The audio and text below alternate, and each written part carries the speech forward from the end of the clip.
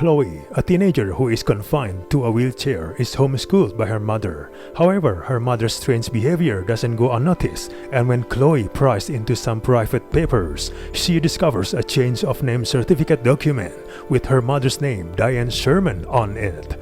When Chloe Googles Diane Sherman, the internet suddenly disconnects. Chloe becomes suspicious of all that her mother does, suspecting her of something sinister. She decides to go on the run in her wheelchair in a desperate attempt to get away from her. This movie has a good premise. There's so much potential to talk about the horrors of abuse, control, manipulation, or other emotionally loaded topics about the way parents abuse the power they have over their children.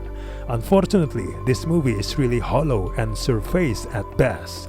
It's almost offensively superficial given how glibly it treats its subject matter and how contrived it is. The movie is so foreign to anything resembling sincere emotion, you might argue why they bothered to write a mother-daughter story like this. It deeply fails on every level.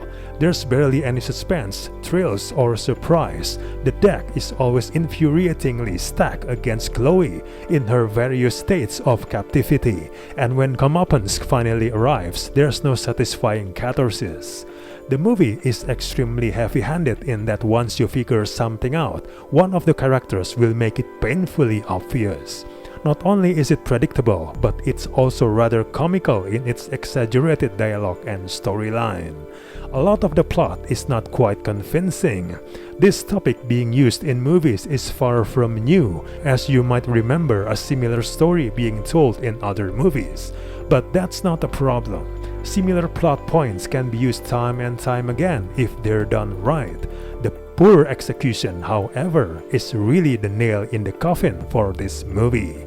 It's got a weak script that relies heavily on cheap, lurid thrills and overwrought psychoanalysis without ever grounding the drama in anything serious with regard to its depiction of mental illness. The tension only lies in the specifics, and given that this is the type of movie that doles out its suspense rather sparingly, it's hard not to feel a sense of deflation set in before the first in a series of climactic set pieces start kicking in. Overall, this is a silly, ordinary thriller that never does anything to distinguish itself from countless predecessors. There is simply no compelling reason to elevate this run-of-the-mill thriller above the pack when it comes to the countless entertainment options available on the various streaming services. We do not recommend this movie at all.